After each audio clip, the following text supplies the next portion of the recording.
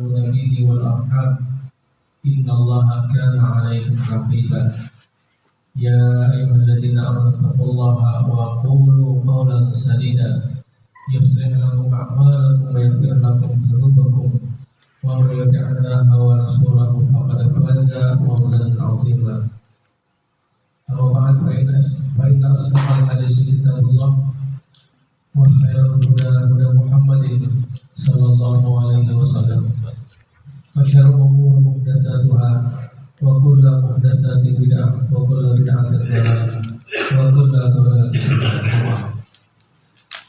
Ma'asyiral muslimin wal muslimat serta adik-adik yang kami hormati.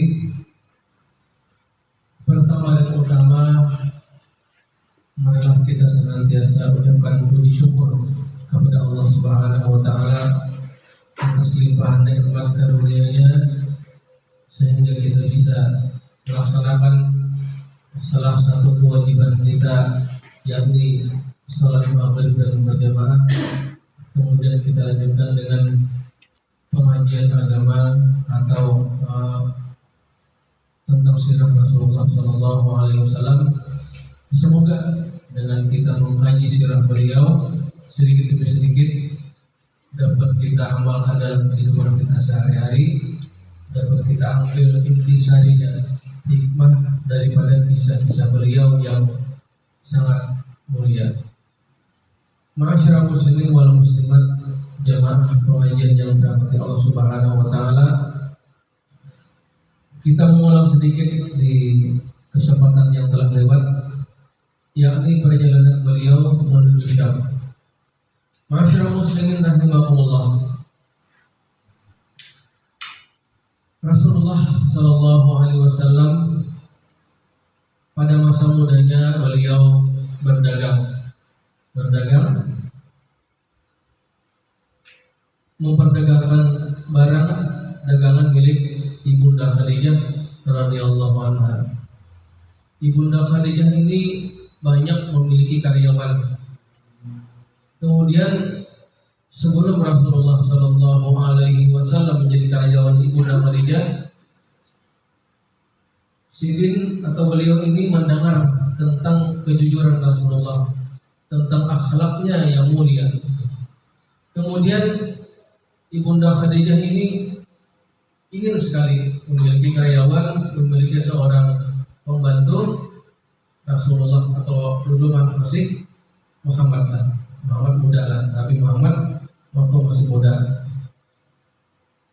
Kemudian Ibunda Khadijah ini mengutus seseorang untuk menemui Rasulullah SAW. Kemudian datanglah Rasulullah SAW. Kemudian Ibunda Khadijah menawarkan kerjasamanya dengan Rasulullah SAW untuk memperdagangkan barang-barang beliau. Bahkan Ibunda Khadijah menjanjikan untuk menggajinya 2 kali lipat, karena akhlak Nabi yang mulia, kejujurannya. Maka Ibunda Khadijah bersiap berani untuk memberikan gaji 2 kali lipat. Dan benar, Ibunda Khadijah ternyata benar, beliau bahkan lebih daripada 2 kali lipat menggaji Rasulullah Sallallahu Alaihi Wasallam. Mungkin ini dirahasiakan daripada pembantu yang lain, daripada karyawan yang lain, karena melihat kejujuran Rasulullah SAW. Ma'asyiral muslimin wal muslimat rahimahumullah, ketika Rasulullah Sallallahu Alaihi Wasallam dalam perjalanan menuju Syam, maka penderita Buhairah ini melihat tanda-tanda kenabian pada Rasulullah Sallallahu Alaihi Wasallam. Dia ahli dalam membaca Injil, kemudian menemukan tanda-tanda kenabian. Nah, di antaranya adalah kata penderita Buhairah, tidaklah seorang nabi kecuali dia duduk di bawah pohon ini. Nah, jadi nabi itu tidak pernah sebelumnya ada seseorang yang duduk di bawah pohon itu.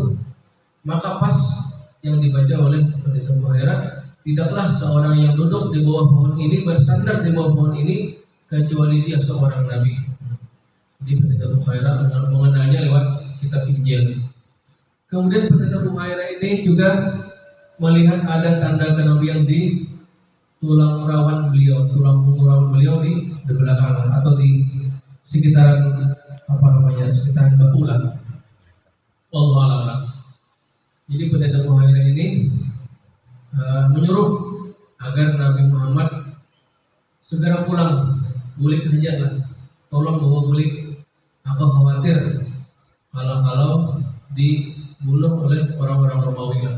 Karena orang-orang Romawi ini siap siaga untuk mengincar Nabi terakhir lah. Bahkan mereka memasang badan lah. Di mana ada jalan, di situ orang-orang Romawi siap siaga lah untuk menghadang Nabi, keluarnya Nabi terakhir lah. Dan ternyata benar, sudah ada 7 orang Romawi yang siap siaga untuk menghadang Rasulullah Sallallahu Alaihi Wasallam. Untung saja 7 orang ini orang baik-baik lah. Nah, ada mengancam Rasulullah, hanya mungkin hendak tahu aja lah. Kemudian pendeta Buhaira ini menjamu 7 orang tadi, menjamu orang-orang Romawi tadi, makan di rumah pendeta Buhaira. Kemudian setelah itu pendeta Buhaira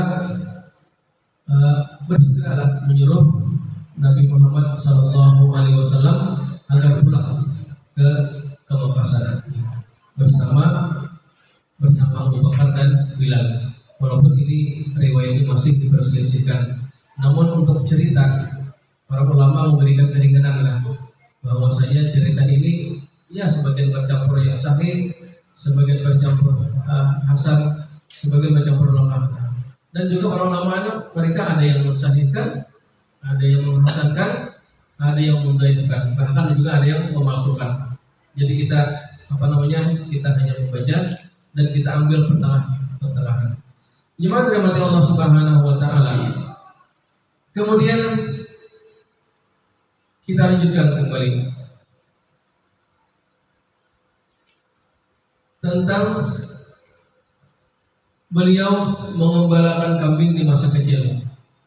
Rasulullah Shallallahu Alaihi Wasallam itu menggeluh kambing di kalangan kaum Quraisy.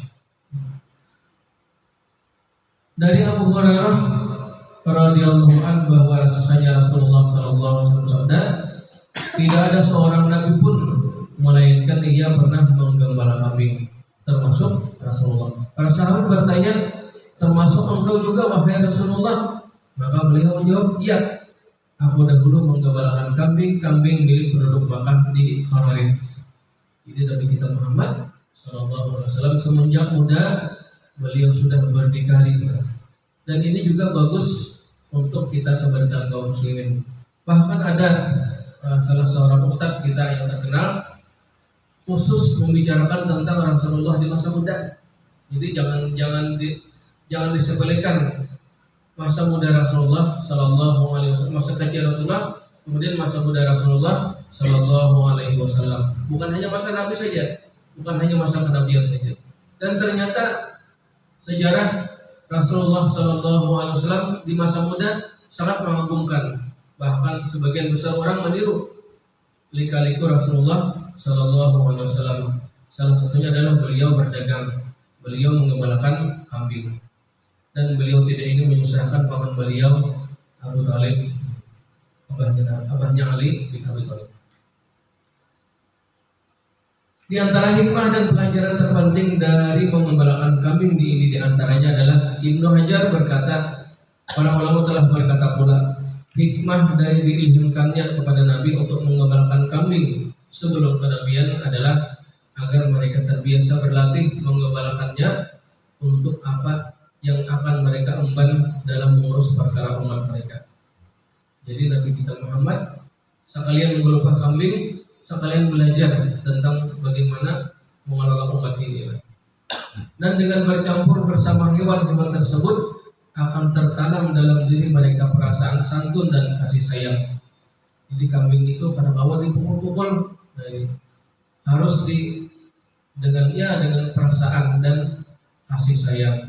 Karena jika mereka telah terbiasa bersabar terhadap binatang gembalaannya, dengan mengumpulkan mereka setelah berpencar di padang gembala dan memindahkan mereka dari satu tempat ke tempat lainnya, dan menghadapi musuh-musuhnya yang terdiri dari binatang buas dan yang lainnya seperti pencuri, dan mengetahui perbedaan tabiat daripada binatang-binatang tersebut, serta bagaimana mereka selalu bercerai-berai sementara mereka sangat membutuhkan kesatuan. Maka jika para nabi itu telah terbiasa dengan semua ini, maka mereka juga akan bisa bersabar dalam menghadapi umat. Ya. Yang namanya kambing itu menjadi incaran serigala, yang namanya kambing menjadi incaran para pencuri. Nah, biasanya kalau kambing itu terpisah seekor, maka akan mudah dimakan serigala atau diambil orang, diambil pencuri.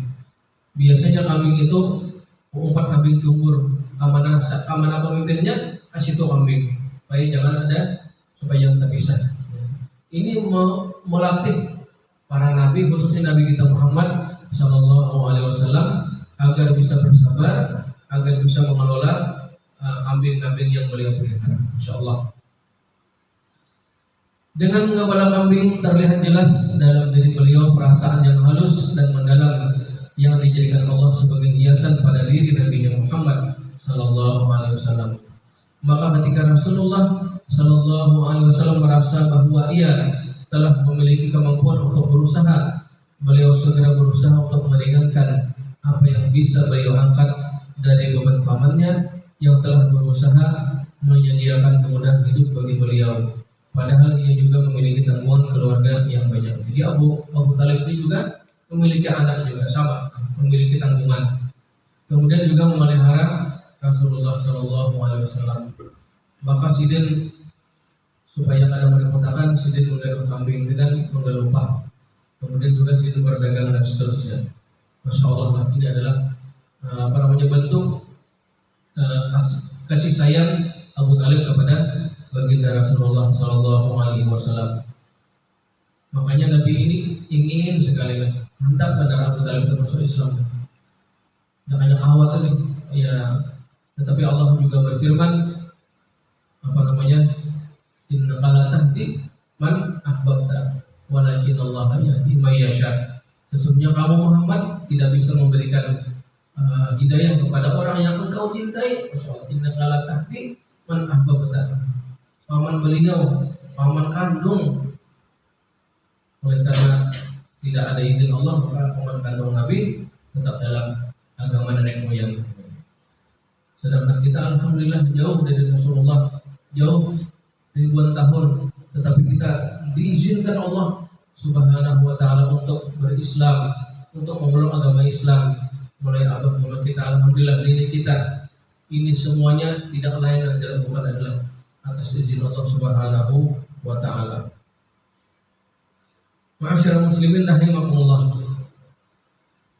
Kemudian yang selanjutnya kita terus perlindungan Allah terhadap beliau dari beberapa kebiasaan jahiliyah serta hikmah dan pelajaran daripadanya. Ma'asyiral muslimin wal muslimat rahimakumullah. Rasulullah SAW turut serta dalam membangun kembali Ka'bah. Ketika bangunannya runtuh, dulu ada banjir di masa Rasulullah SAW. Kemudian Ka'bah runtuh juga sama seperti bangunan-bangunan yang ada. Ketika bangunannya runtuh, beliau ikut memindahkan batu bersama mereka untuk membangun dengan memakai jubah beliau. Nah, jadi bangunan Ka'bah itu runtuh, akan tetapi batu-batunya kada lalau, kada layang kemana-mana, begadang-gadang situ jalan. Cuma makanya kita banjir lah, bisa larut macam-macam, sandal larut, TV larut, ya Allah, apalagi jokong larut juga. Sedangkan batu-batu Ka'bah begadang-gadang aja situ. Nah, inilah yang memudahkan mereka untuk membangun kembali Ka'bah yang mulia. Jadi pernah banjir dan juga Ka'bah runtuh juga sama. Ketika beliau melihat yang demikian, beliau ikut memindahkan batu bersama mereka untuk membangun dengan memakai jubahnya. Maka pamannya Abbas menyarankannya untuk membuka jubahnya dan meletakkannya di atas bahunya untuk melindunginya dari batu. Dan ketika beliau melakukan itu, beliau segera jatuh pingsan dan sejak saat itu beliau tidak pernah lagi terlihat membuka aurat. Padahal si ini laki-laki, yang di bawah juga laki-laki lah, bekerja sama dengan sesama laki-laki untuk bahu membahu membangun Ka'bah.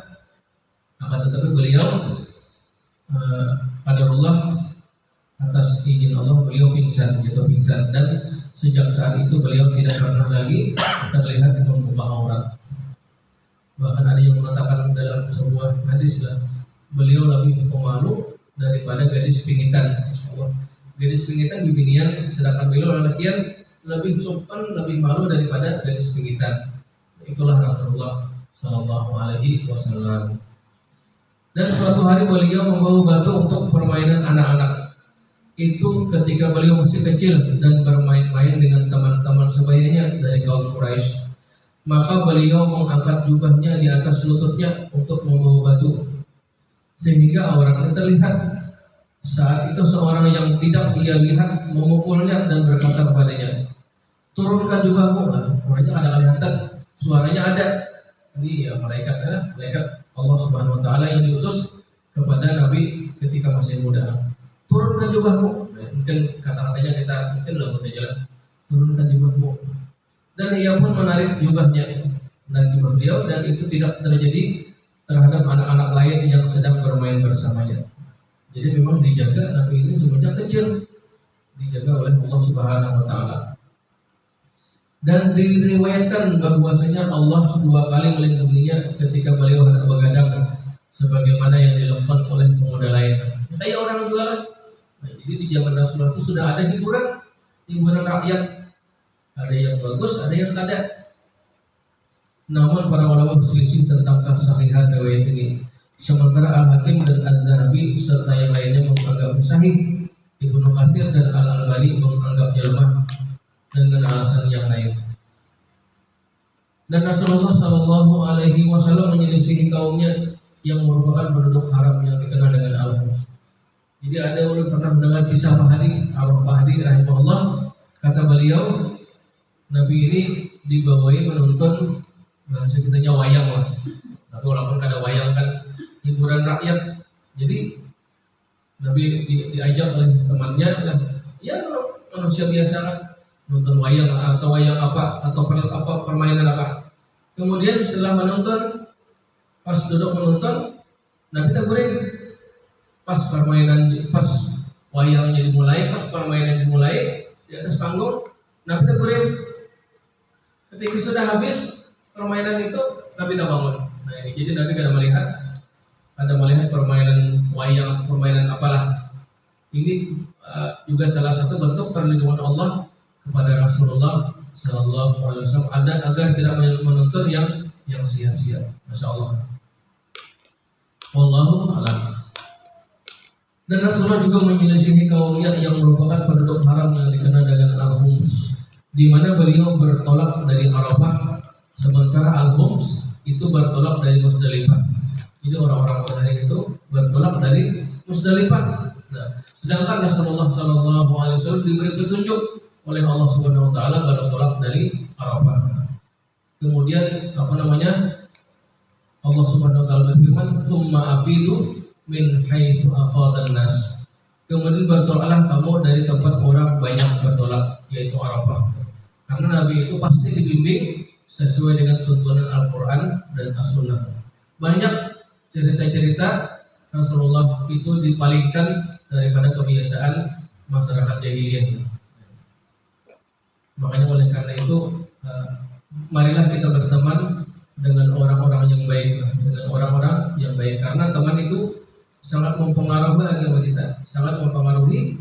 kita, Makanya ketika Abu Bakar ketika masih muda, sama-sama muda itu berteman dengan Rasulullah bahkan sampai akhirnya, dan ternyata benarlah dengan berteman dengan Rasulullah itu membuahkan agama yang bagus, membuahkan akhlak yang bagus, perjuangan yang sangat mulia bersama Rasulullah Sallallahu Alaihi Wasallam. Bahkan kuburnya pun bertatai dengan Rasulullah Sallallahu Alaihi Wasallam. Masya Allah, teman yang sangat baik banget.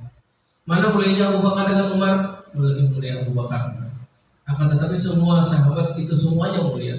Abu Bakar, Umar, Utsman, Ali, dan seluruh sahabat itu mereka semuanya mulia. Mereka berjuang bersama Rasulullah Sallallahu Alaihi Wasallam dan semua mereka masuk surga.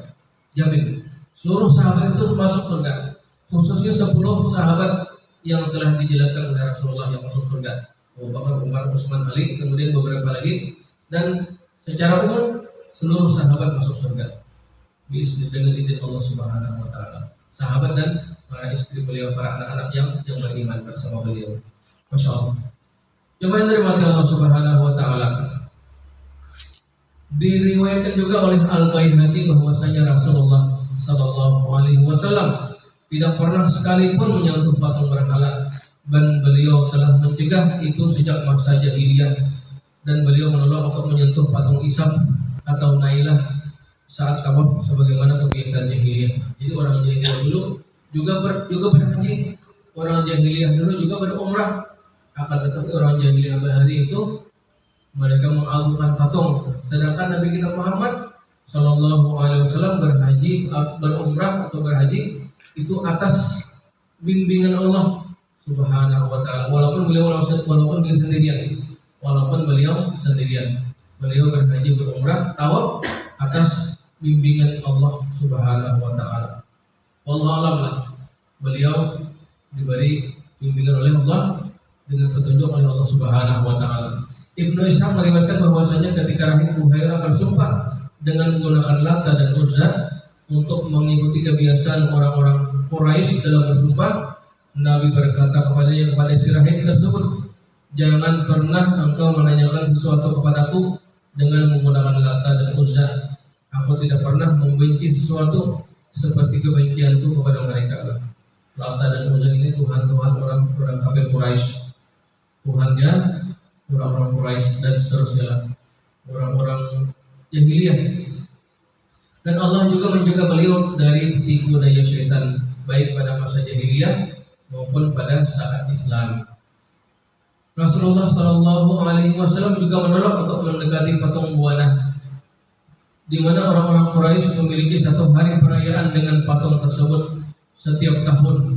Jadi setiap tahun itu dirayakan patung buana, sehingga pamannya Abu Talib serta bibinya menjadi sangat marah terhadapnya waktu masih jahiliyah, waktu masih belum jadi nabi. Karena mereka pada empat persenan, dia bilang empat nanti bisa dikira. Tapi Nabi kata bukan hendaknya Nabi. Dan ketika mereka terus memaksa, Allah melindungi beliau dari menyentuh berhala. Empat juga, tapi Allah melindungi beliau dari menyentuh berhala. Di mana datang kepada beliau seorang laki-laki putih yang tinggi, ini malaikat, dan mencegah beliau untuk menyentuhnya.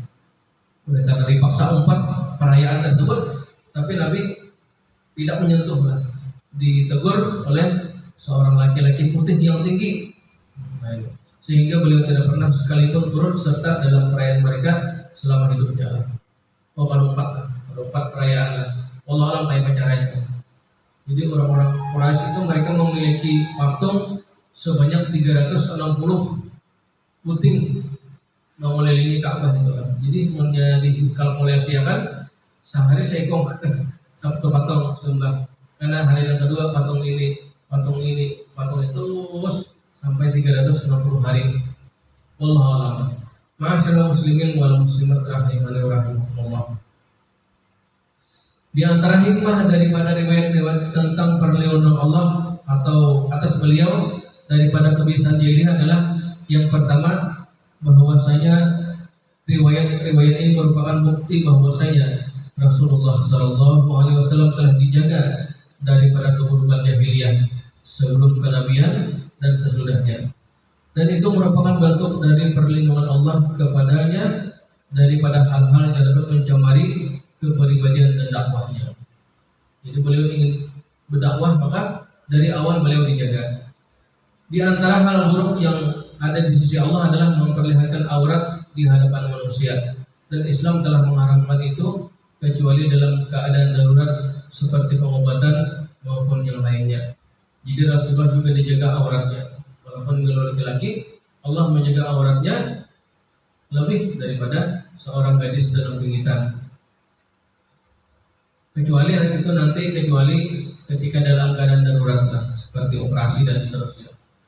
Selain itu maka kembalikan lagi kepada asalnya, ini menjaga aurat, menutup aurat, baik bagi laki-laki maupun perempuan. Yang ketiga adalah sesungguhnya perlindungan Allah terhadap beliau dari melakukan perbuatan jahiliyah merupakan bukti dari persiapan Allah untuk beliau guna mengemban urusan yang sangat agung. Ma'asyiral muslimin rahimakumullah, kita lanjutkan dengan perang Fijar. Perang Fijar yang yang dilakukan oleh Rasulullah Sallallahu Alaihi Wasallam bersama paman-pamannya. Perang Fijar itu terjadi antara Kinanah dan Quraisy di satu sisi dan Qais Ailan di sisi lain, yang dinamakan dengan perang Fijar. Ini perang yang pertama kali yang diikuti oleh Rasulullah. Walaupun beliau tidak ikut langsung ke medan perang, beliau hanya disuruh mengikuti panah-panah yang disuruh oleh paman-pamannya. Yang bagian di belakang aja, ikuti panah-panah ini. Sedangkan paman-pamannya berperang. Dan ini dipicu oleh hal yang remeh, seorang laki-laki dari Quraisy terbunuh, dan hal ini membangkitkan para sekutunya untuk berperang. Seperti mana kita kisahkan yang terdahulu, bahwasanya orang-orang Quraisy ini atau orang-orang Arab jahiliyah ini karena bawa tahwal sedikit, baik akan-akannya atau orang tuanya saikum hanya tahwal, maka mereka langsung mengajak perang. Adapun Rasulullah ini dijaga oleh Allah Subhanahu wa taala daripada ikut peperangan itu. Karena Allah hanya ingin agar peperangan itu atas kalimat Allah saja. Di atas kalimat Allah saja. Adapun kalau sesama orang jahiliyah berperang, Nabi tidak ikut. Nabi tidak mengikuti. Terkecuali nanti ada beberapa kasus-kasus yang sedikit. Seperti misalnya Nabi hanya ikut berperang untuk menjaga kesucian Ka'bah, untuk menjaga kesucian rumah Allah Subhanahu wa taala. Ibnu Ishaq menyebutkan bahwasanya ketika perang ini pecah, Rasulullah Shallallahu Alaihi Wasallam berusia 20 tahun lah, ya sudah kira-kira mungkin aliyah atau anak kuliah. Dan Ibnu Hisham mengatakan bahwa perang tersebut pecah saat usia Rasulullah Shallallahu Alaihi Wasallam 14 atau 15 tahun. Dan bahwasanya beliau ikut pada sebagian dan hari perang bersama paman-pamannya, dan beliau berkata, ketika itu aku mengembalikan anak panah kepada paman-pamanku, yaitu anak panah dari musuh-musuh mereka yang dilepaskan ke arah mereka. Dan dikarenakan perang Fijar ini berlangsung pada waktu yang lama, maka dimungkinkan untuk mempertemukan antara perkataan Ibnu Ishaq dan Ibnu Hisham bahwasanya usia Rasulullah Sallallahu Alaihi Wasallam pada permulaan perang adalah sekitar 15 tahun, dan ketika itulah beliau mengembalikan anak panah untuk paman-pamannya. Dan ketika perang tersebut usai berakhir, umur beliau telah mencapai usia 20 tahunan. Jadi ketika perang Fijar umur 15 tahun, ketika habis perang Fijar umur 20 tahunan. Perlu diketahui bahwasanya perang Fijar ini beliau berada di suku Quraisy, sedangkan musuh adalah Qais Ailan. Terkadang juga antara Kinanah dan Quraisy, ada juga antara Quraisy dan Qais Ailan. Jadi orang Quraisy ini memang desa mereka harus menjaga Ka'bah, menjaga rumah Allah Subhanahu wa taala dan sekitarnya. Jadi mereka sangat siaga menjaga Ka'bah, menjaga kesucian Ka'bah. Dan yang menarik adalah bahwa tidak ada satu sumber pun yang menyebutkan keterlibatan Rasulullah secara langsung pada perang ini. Memang Nabi tidak ikut, Nabi hanya ikut di belakang saja, membawa anak panah, mungkin membawa pedang-pedang dan seterusnya. Padahal beliau telah mencapai usia perang, sebagaimana riwayat Ibnu Ishaq yang telah disebutkan tadi. As-Suhaili memberikan alasan bahwa dikarenakan perang Fijar merupakan perang antara orang kafir, orang jahiliyah, dan Allah tidak mengizinkan seorang mukmin untuk berperang kecuali demi menegakkan kalimat Allah. Ma'asyiral muslimin rahimakumullah, jika riwayat tersebut perang tersebut beliau dalam membawakan anak panah untuk paman-pamannya, maka itu merupakan bukti atas keterlibatan beliau dalam perang, walaupun keterlibatannya secara simbolis saja dan tidak langsung. Dan ini bisa ditafsirkan bahwasanya Rasulullah SAW melibatkan diri dengan cara untuk melindungi tempat-tempat suci, yaitu tanah haram, khususnya karena Qais bin Ailan yang menyerang. Jadi si suku Qais bin Ailan ini menyerang Ka'bah karena menyerang tempat suci. Inilah yang Allah izinkan Rasulullah SAW ikut dalam peperangan tersebut. Dan ini merupakan bukti salah satu daripada nilai mulia yang diperhatikan oleh para rasul dan orang-orang yang menginginkan perbaikan, yaitu menolong pihak yang dizalimi. Jadi Rasulullah SAW itu sudah dibimbing untuk menolong orang yang terzalimi, menolong suku Quraisy untuk memerangi suku Qais Ailan yang ingin menyerang Ka'bah. Maka tentunya suku Quraisy dimenangkan oleh Rasulullah SAW. Jadi beliau itu sudah biasa melihat orang berperang, sudah biasa melihat paman-pamannya yang gagah berani di medan perang. Makanya Rasulullah itu ketika beliau sudah dewasa, beliau sudah terbiasa berperang lah. Jadi bagus misalnya kita anak-anak muda lah, mungkin bagi yang mungkin ada auran, bagi yang sudah mungkin mereka belajar tapak suci, belajar silat atau belajar bermain pedang, memanah, berenang, berkuda, itu bagus memang dilatih sejak dini lah. Sehingga turun-temurun kita bisa menjaga keluarga kita, menjaga kaum muslimin, menjaga agama kita. Dan mudah-mudahan Allah memudahkan kita dalam mempersiapkan generasi-generasi penerus yang handal, yang kuat, agamanya kuat, fisiknya kuat, dan seterusnya. Dan alhamdulillah sudah banyak perguruan silat, sudah banyak perguruan bela diri. Namun yang masih mungkin langka adalah memanah, berkuda atau berenang. Dan ini sudah sebagian sudah dilaksanakan oleh kaum muslimin, mungkin di Amruntai atau di Banjarmasin. Kalau di Banjar sudah banyak lah guru pemanah. Ini tidak lain adalah melatih ketangkasan kita, melatih kekuatan otot dan seterusnya. Masya Allah. Masyarakat muslimin wal muslimat rahimani wa rahimakumullah. Kemudian kita lanjut lagi, halful budul atau halful mutatayyibin, dan hikmah serta pelajaran daripadanya. Ahmad meriwayatkan bahwasanya Rasulullah Sallallahu Alaihi Wasallam berkata, aku telah menyaksikan halful mutatayyibin, sumpah orang-orang yang menggunakan minyak wangi bersama paman-pamanku, dan aku masih remaja, kata Rasulullah Sallallahu Alaihi Wasallam. Dan aku tidak ingin memiliki unta mereka jika aku harus melanggarnya. Dan aku tidak ingin memiliki unta mereka jika aku harus melanggarnya. Dan beliau berkata dalam riwayat Al-Baihaqi, aku tidak pernah menyaksikan sebuah sumpah yang dilakukan orang-orang Quraisy selain halful mutatayyibin, dan aku tidak ingin memiliki unta merah jika aku harus melanggarnya, kata Rasulullah, kata Nabi ketika masih muda. Al-Baihaqi berkata mengomentari hadis ini, sebagian ahli sejarah beranggapan bahwa yang dimaksud adalah halful budul, karena sesungguhnya Nabi kita belum ada saat peristiwa halful mutatayyibin. Dan yang lebih kuat adalah bagi saya pendapat ahli sirah, yakni halful budul, sumpah apa adalah halful budul.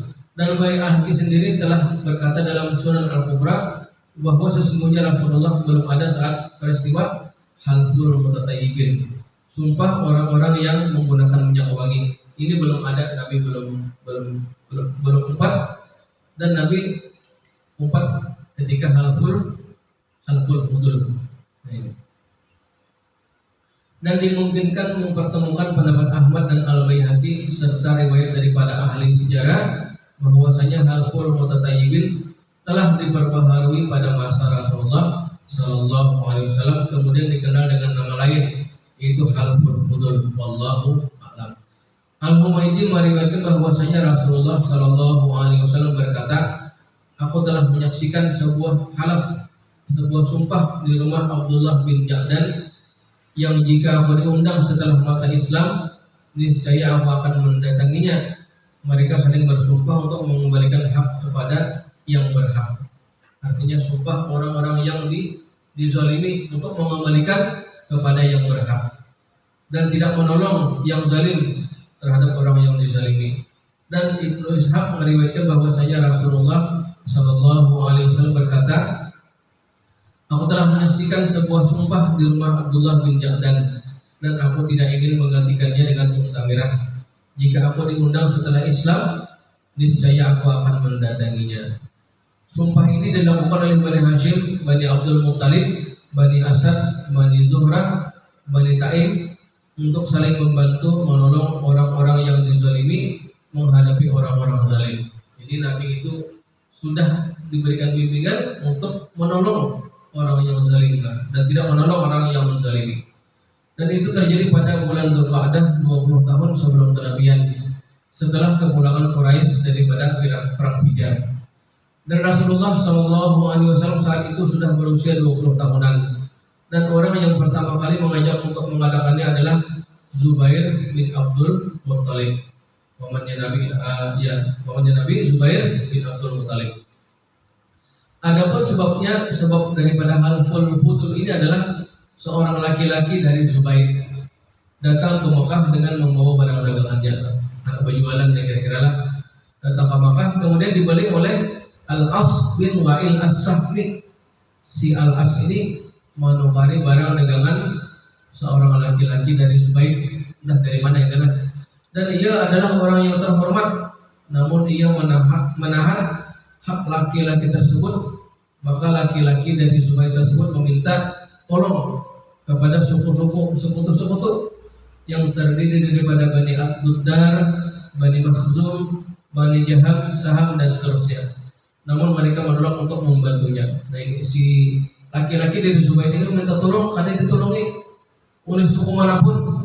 Maka ketika Zubairi tersebut melihat adanya kejahatan, ketika suku Rasulullah ini melihat adanya kejahatan, ia pun naik ke atas gunung Abu Qais tepat ketika matahari terbit, sementara orang-orang Quraisy tengah berada di tempat berkumpul mereka di sekeliling Ka'bah. Lalu ia berteriak dengan sekeras-kerasnya. Orang yang terzalimi ini berteriak dengan sekeras-kerasnya, wahai suku Fihr, kembalikanlah barang-barang yang orang yang terzalimi yang berada di Makkah dan jauh daripada rumah dan keluarganya.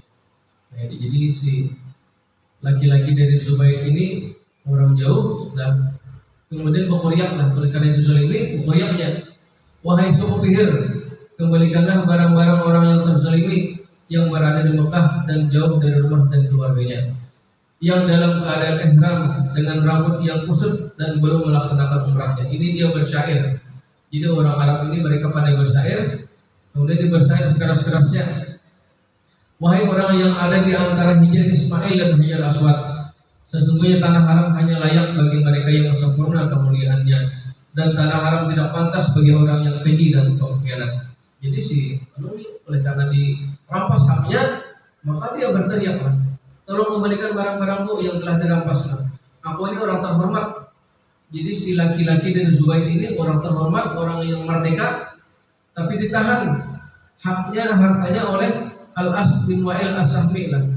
Sehingga orang laki-laki dari Zubair ini terzalimi lah. Mendengar itu Zubair, pamannya Nabi bin Abdul Muttalib, bangkit dan berkata, langsung mereka, oleh karena mereka itu ingin menolong, apakah kita akan membiarkan orang ini? Maka berkumpullah orang-orang Quraisy, Zuhrah dan Taim di rumah Abdullah bin Ja'dan, dan mereka mengikat sumpah dan berjanji pada bulan Dzulqa'dah yang merupakan bulan haram atau bulan suci untuk bersama-sama membela orang yang terzalimi menghadapi orang yang zalim hingga ia mengembalikan haknya selama laut masih basah, selama gunung Subair dan Gunung Hira masih tegak di tempatnya, untuk saling berbuat baik dalam mencari penghidupan. Jadi orang-orang Quraisy ini ada kaum melihat orang terzalimi, mereka langsung menolong. Maka orang-orang Quraisy menamakan sumpah tersebut dengan nama halful fudur, menolong orang yang terzalimi. Bersumpah di rumah Abdullah bin Ja'dan, bersumpah. Maka mereka berkata, orang-orang itu telah bersumpah dalam perkara yang utama, bersumpah untuk menolongi orang yang terzalimi. Kemudian mereka semua berangkat menuju rumah Al-As bin Wa'il. Mereka sama-sama membayar orang merampas hak. Mereka kemudian berangkat menuju rumah Al-As bin Wa'il, kemudian mengambil barang-barang milik Az-Zubaidi, laki-laki dari Zubaid tadi, dan kemudian mengembalikan barang kepada si Zubaid, kepada laki-laki dari Zubaid tadi. Hikmah daripada riwayat tentang keikutsertaan beliau dalam Halful Fudur adalah bahwasanya jika orang-orang jahiliyah menolong kezaliman dengan dorongan fitrah, maka umat Islam lebih berhak untuk menolaknya dengan dorongan akidah. Karena Islam datang untuk mencegah kezaliman dan selaras dengan fitrah manusia, serta untuk meluruskannya dari segala penyimpangan. Maka tidak heran jika Rasulullah Shallallahu Alaihi Wasallam menyebutkan tentang urgensi daripada sumpah tersebut, karena substansinya adalah sama dengan apa yang diserukan oleh Islam, yaitu menegakkan kebenaran dan menentang kezaliman. Makanya Rasulullah bersabda, seandainya terjadi itu di kala Islam, aku tetap akan mendatanginya. Karena sumpah tersebut adalah sumpah yang baik, sumpah yang sesuai dengan fitrah manusia.